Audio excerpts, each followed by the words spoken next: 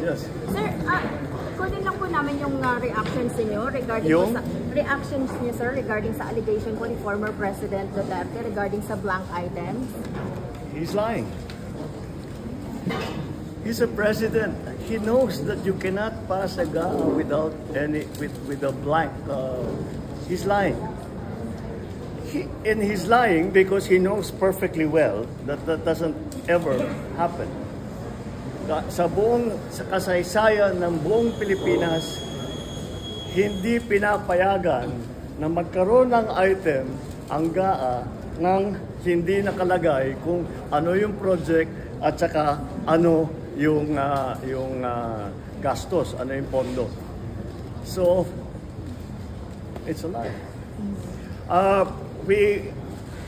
I was watching the news earlier today and people were saying it's 4,000 pages. Paano namin ibubusisiin yan? Ang gaganto para titignan namin isa-isa. Hindi na lang. Meron namang kopya that's available on the website of DBM. Tignan ninyo, huwag na ninyong busisiin isa-isa. Hanapin nyo yung sinasabi nila na blank check. Tignan ninyo kung meron kahit isa para mapatunayan na tama ang sinasabi ko kasi nungalingan yan. That's my reaction.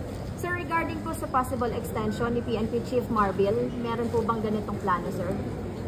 Well, yeah, there is a very strong argument that it would not be good for stability, especially to change Chief PNP in the middle of a campaign period and then approaching an election period. So pinag-aaralan namin, but I think that is probably a very strong argument to keep him on, at the very least until after the elections. Sir, may recommendation po ang MMDA to shorten yung pasok sa government agency sa Metro Manila to ease the traffic from 7 a.m. to 4 p.m. Yes, I saw that. We're studying it. If it works, we'll do it.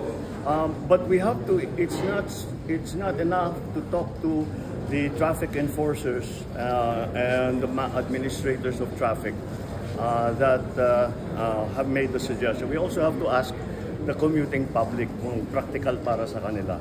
So if it turns out that everyone agrees to it, then I cannot see why it will be a problem. Okay? Oh, wait. Before I leave, I was asked last Thursday on what my opinion was on sex education in schools. And I stand by my answer that sex education is extremely important.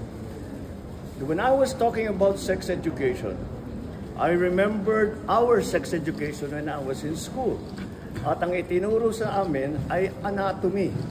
What is the anatomy of male and female reproductive systems? Naalala ko pa, nanood kami ng video ng mga cell na nagdi-divide para maging baby. Yun ang tinuro sa amin. Kailangan talagang malaman ng mga kabataan niya. However, over the weekend, I finally read in detail Senate Bill 1979. And I was shocked and I was appalled by some of the elements of that, because this is all this woke that they are trying to bring into our system. You will teach four-year-olds how to masturbate. That every child has the right to try different sexualities. This is ridiculous. It is abhorrent. It is a travesty of what sexual and sex education should be to the children. What about the parents? Wala na silang karapatan na silang mag-decide kung ano at kailan tuturuan yung bata. I'm a parent and I'm a grandparent.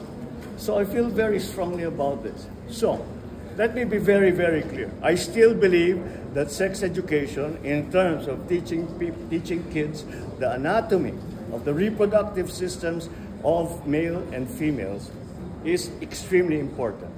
The consequences of early pregnancy, the prevalence of HIV. Kailangan ituro lahat yan para alam ng mga kabataan. Pero yung mga sinama nila ng mga woke na absurdities are abhorrent to me. And I'm already guaranteeing, hindi pa napasa ito. Pero if this bill is passed in that form, I guarantee all parents, teachers, and children, I will immediately veto it. Thank you. Thank you, sir. Thank you, sir.